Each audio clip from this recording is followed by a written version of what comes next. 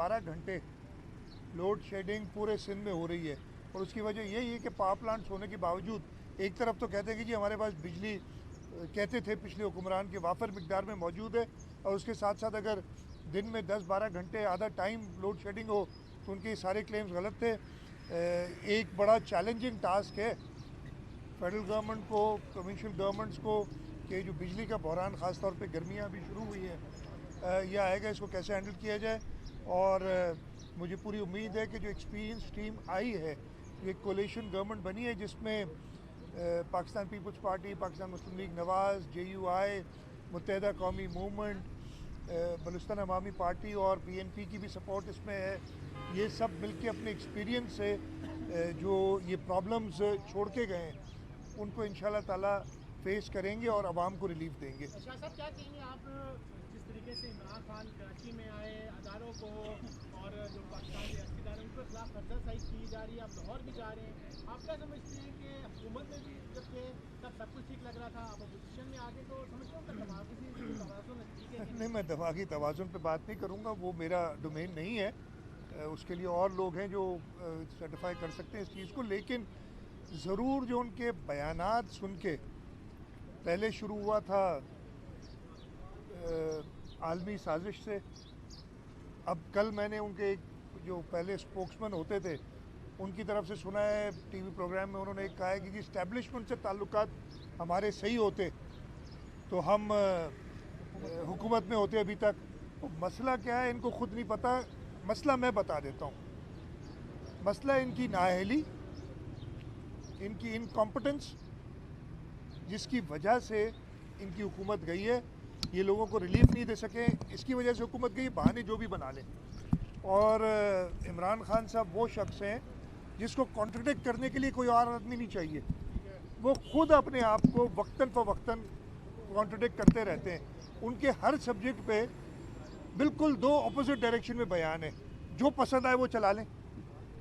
उनका प्रॉब्लम यही है। उनका प्रॉब्लम कि उनकी एडवांटेज जो वो समझते हैं, लेकिन वो समझते हैं, वो ये भूल गए हैं कि उनको शायद याद ना रहता, उनको शायद सेलेक्टेड एमनीशिया हो, लेकिन लोगों को नहीं है। लोगों को याद रहता है कि आपने पहले क्या कहा था। मतलब इस हुकूमत से सीधी सी बात थी, हुकूमत से क्यों निकाले गए? इसलिए कि 172 लोग उनके पास नहीं थे कौमी असम्बली के मेंबरान। अब कभी वो जलसों में जाके अपनी नैरेटिव जो है गलत वो पेश करते हैं, कभी वो ट्विटर स्पेस को कहते हैं कि पता नहीं 10 लाख लोगों ने देख लिया। मैं फिर कहता हूँ यार 10 लाख कम है भाई, तुमने 50 लाख तो घर दिए थे और 1 करोड़ नौकरियाँ दी थी, वो सारे लोगों को देखना चाहिए था। तो आप तो कंटिन्यूसली फेल हो रहे हो और ये बयानिया आपका नहीं चलेगा। लोगों को हाँ जलसे लोग सुनने के लिए, इसलिए कि जैसे पहले हुआ करता था जलसों में वो एक मुफ्त में एंटरटेनमेंट लोगों को मिल जाती है। जिस सिंगर को सुनने के लिए, देखने के लिए आप हज़ारों की टिकट लेके जाते हैं कॉन्सर्ट्स पे, वो आपको मुफ्त में सुना देता है। उनको पैसे वो शायद अपनी जेब से, यहाँ जो ये सो कॉल्ड चंदा जमा कर रहे हैं, 100 रुपए का मैंने सुना है चंदा जमा कर रहे हैं और ख़ुद चार्टर्ड प्लेन्स में आते हैं। तो लोगों को खुद पता चल जाएगा कि ये जो नैरेटिव इनका है ये बिल्कुल गलत है।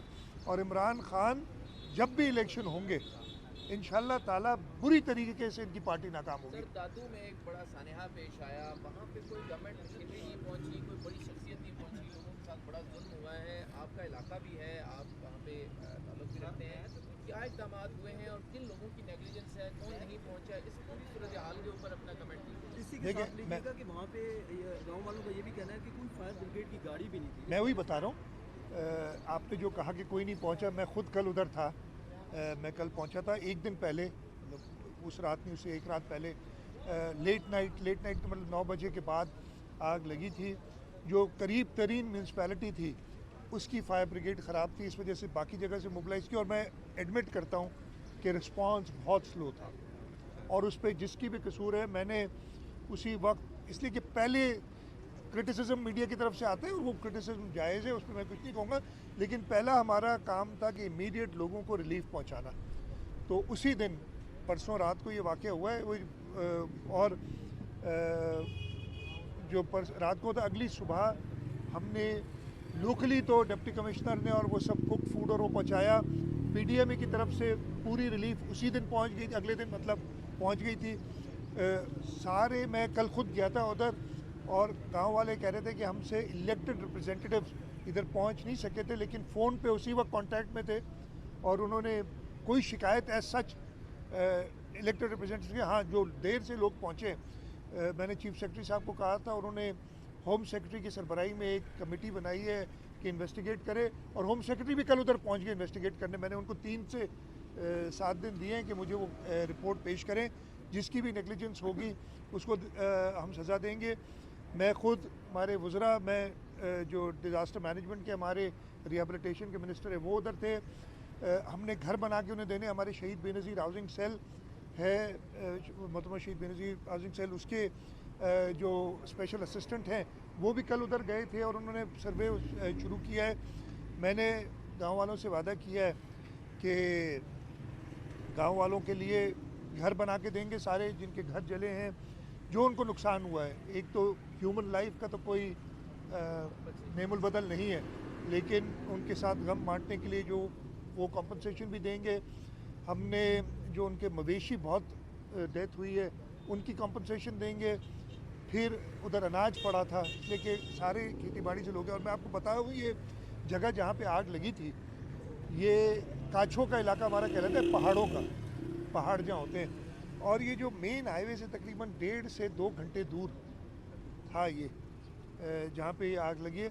हम पूरी तरीके से उनको लुक आफ्टर करेंगे और जैसे कहा जिसकी नेग्लिजेंस है उनको ज़रूर सज़ा मिलेगी। आज आपकी वज़ीर-ए-आज़म साहब से भी मुलाकात हुई है, क्या चीज़ें डिस्कस की और इमरान खान की तमाम खिलाड़ी इस्तीफे तो देंगे, इमरान खान खुद इस्तीफा देंगे, गवर्नर साहब इस्तीफा देंगे, सदर आरिफ अली साहब को क्या मशवरा है? देखिए, सबसे पहले तो आपने अच्छा कि ये सवाल किया। आज मैं सुबह आया था इस्लामाबाद, गवर्नमेंट बनने के बाद पहली बार तो मैंने कर्टिसी कॉल की प्राइम मिनिस्टर पे। Prime minister was very kind, वो खुद कराची तशरीफ़ लाए थे, कायद-ए-आज़म की मज़ार पे आए थे। उसके बाद हमारे साथ एक डिटेल्ड मीटिंग की थी उन्होंने सिंध गवर्नमेंट के जो इश्यूज़ थे फेडरेशन के साथ, और उसके फॉलोअप के लिए मैं आज गया था। और जो हमने मीटिंग में डिसीशंस प्राइम मिनिस्टर साहब ने ली थी उसको फॉलोअप करने के लिए जो तजावीज़ हमारी थी, मैं आज उनको खुद इन राइटिंग भी दिया, उनसे मुलाकात भी की है। बड़ी अच्छी मीटिंग हमारी हुई है। और एक चीज़ मैं बताना भूल गया, प्राइम मिनिस्टर साहब ने भी जो दादू में आग लगी थी उसके लिए मुझे आज उन्होंने कहा है कि अनाउंस किया कि 1 करोड़ रुपया उसकी रिलीफ के लिए वो देंगे। मैं उनका शुक्रगुजार हूँ कि वो 1 करोड़ दिए। मैं उनका शुक्रगुजार हूँ कि उन्होंने सोचा इस चीज़ का। और एक वाज़े फ़र्क था, इसलिए इससे पहले 3.5 साल काफ़ी इश्यूज़ आए सिंध में। हमारे यहाँ स्टॉक एक्सचेंज पे हमला हुआ था, हमारे यहाँ चाइनीज़ काउंसलेट पे हमला हुआ था, कोऑपरेटिव मार्केट जल गई थी, उसके अलावा सैलाब की थी। इन सारे उसमें उस वक्त के जो सेलेक्टेड प्राइम मिनिस्टर, उन्होंने एक बार फ़ोन भी नहीं किया था मुझे कहने के लिए कि जी आपको कोई ज़रूरत है या क्या। तो this was a pleasant change कि जो प्राइम मिनिस्टर साहब ने कंसर्न दिखाई और एक मदद के लिए भी कहा है। मैं उनका शुक्रगुजार हूँ इस चीज़ पे।